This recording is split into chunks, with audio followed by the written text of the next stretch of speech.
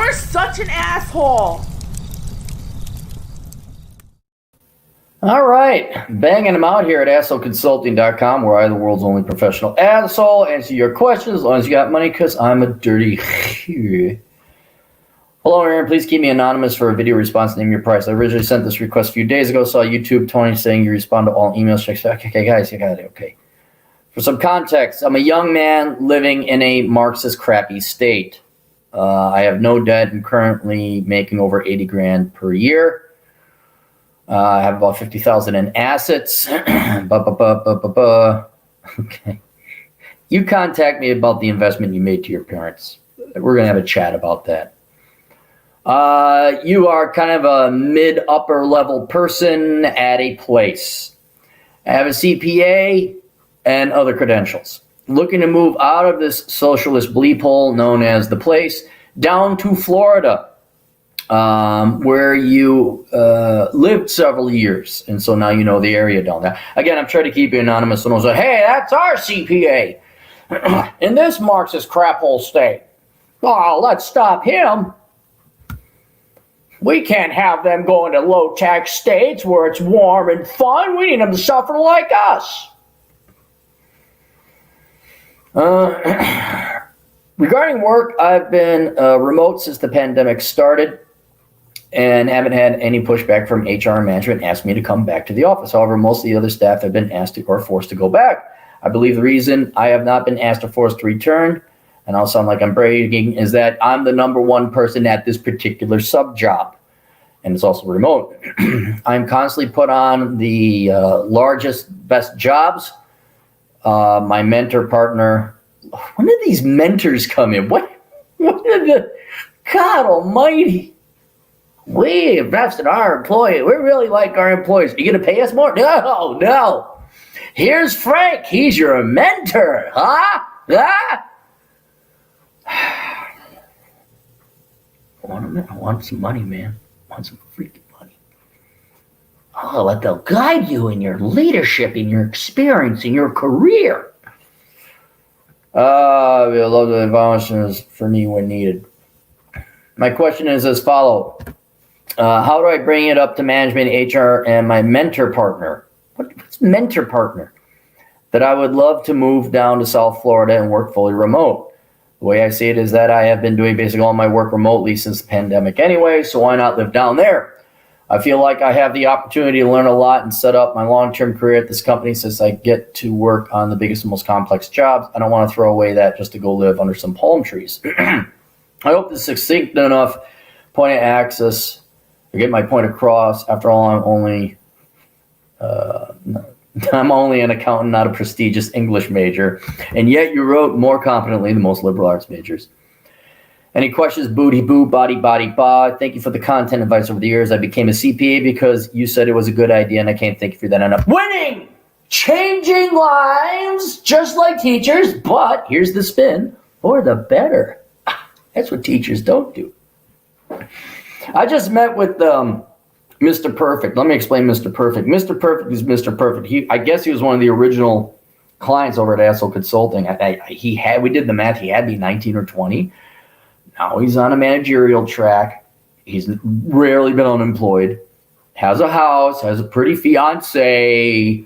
Donates time at the church. He's Captain America. He's Mr. Perfect. Nice teeth. I could have done with that. Yeah. Thanks. Yeah, I'm glad that you improved. You know, like I'm this crap prototype model. All the mistakes were made on me. Oh, wow, we got Mr. Perfect over here. Could have done it without like society experimenting on you. Yeah. Thanks. Yeah. I think we only charged like $20 back in the day. But it was good to see that. I'm happy. I'm happy you're doing good. It does make me happy to know that. I prefer money. I'll be honest. Money or changing lives for the better? Money. Money. That's a nice fringe benefit. I want my money. That's. I had a question. Why don't you open up your own shop if you already have your CPA? That is the end goal eventually, but I feel like I need to get more experience in my field before I go out on my own. I'm also not sure how many companies will take a person my age seriously, Boo-doo-boo-doo-boo, boo-doo-boo-doo-boo, boo-doo-boo. Again, not identifying you. Also, if you don't want to work for yourself, have you sent resumes down south to find a job down there? My current employer is not okay with me doing this. That would be my next step. There are plenty of accounting firms down there hiring. Okay.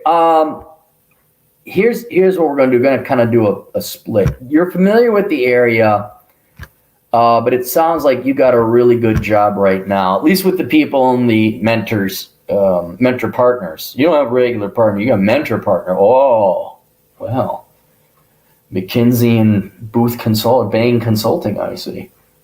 And if you're picking up the skills, what I'm not worried about your career. I'm not worried about that. I'm worrying about you getting the skills and the experience necessary that when you do go off on your own, you know exactly what you're doing and you don't have to wing it. You're also handsomely compensated.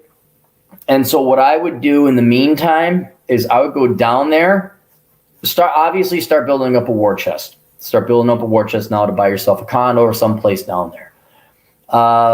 Do some reconnaissance, which would be pretty easy for you because if you've lived down there for several years, you already kind of know the area you'd like to live.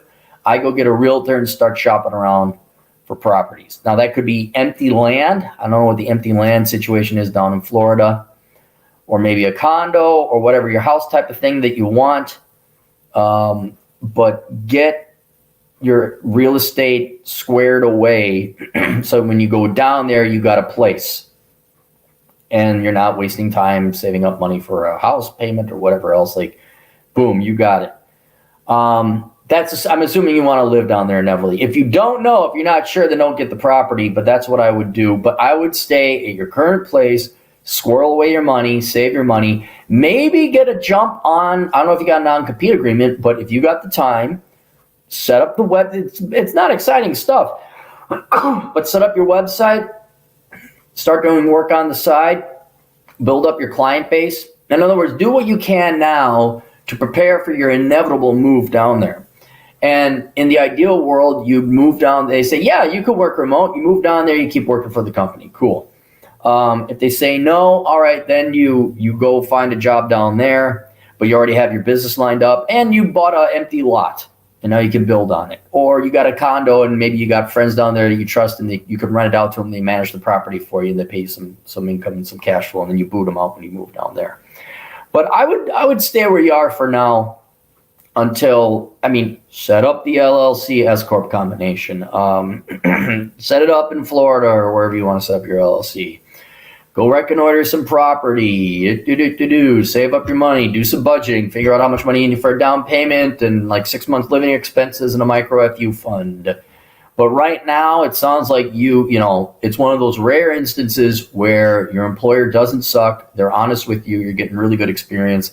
Keep banging away at that. Get that done. Sounds like they like you. Heck, they may be grooming you for partner or whatever ownership structure they got down there.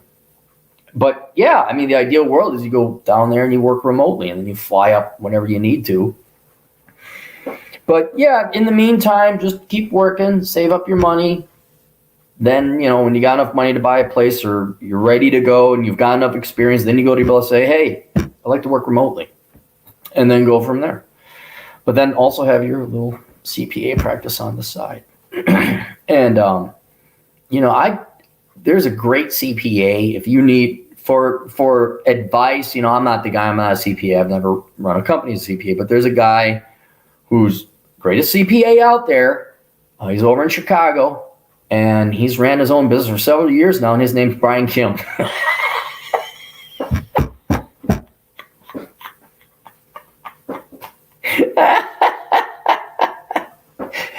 This is the CPA that Chad hates. I watched this Brian Kim guy. I'm like, he's an accountant. What? And there must be something about CPAs. Like, it'd be like this mechanic who hates.